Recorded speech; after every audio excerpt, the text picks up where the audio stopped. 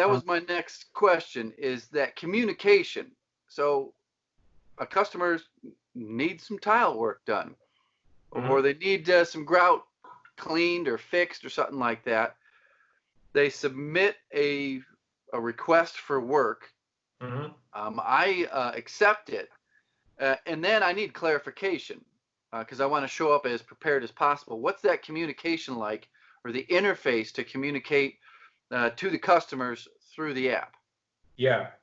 Well, there's a few different ways, and I'm probably going to keep saying this because the app was built for a lot of different scenarios, and it's probably overbuilt, but in order to navigate all of the kind of unknowns that we deal with all the time, we had to have a system that was able to be flexible in terms of function and design and whatever. But in the app itself, so let's say that a job request came in, and you didn't accept it yet, but you see it on the dashboard. Now, as a provider, this job requests on the dashboard would be from someone who's not my customer. I'm not paired up with them yet. Is that right? Yeah, let's just say it's a random request, right? Okay, good. But before you accept the job, you have full access to the customer. You have their address, their phone number, their email. When a job request comes into the system, the customer is required to upload a photo or a video, or they sometimes do both.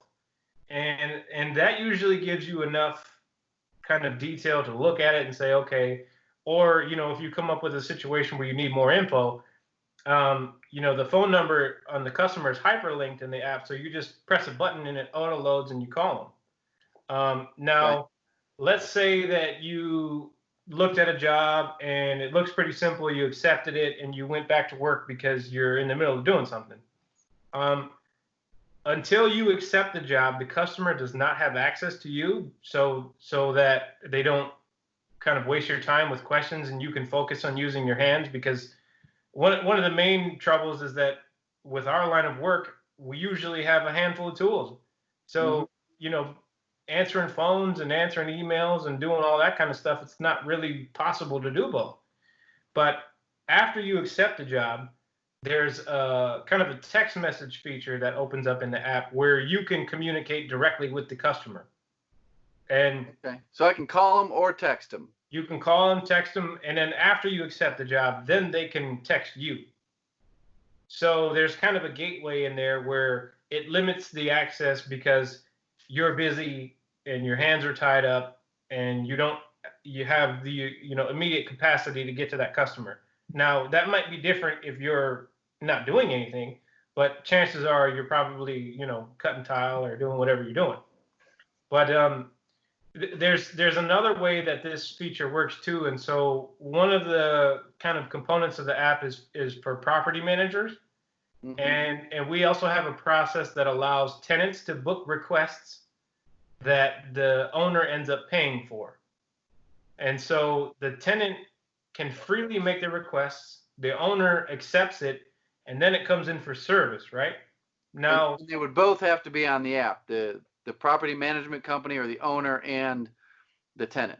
Yeah, so typically, but they could just book from their website as well if they were just doing a one-off service. But it's been our kind of experience that property managers have been integrating their tenants just because it makes it so much easier.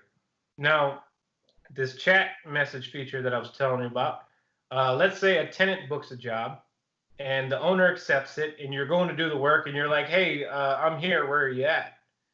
You're now involved in a three-way conversation with the owner, the tenant, and yourself. So there's, going back to that transparency thing, is that everybody, all the information is in the front center for everybody.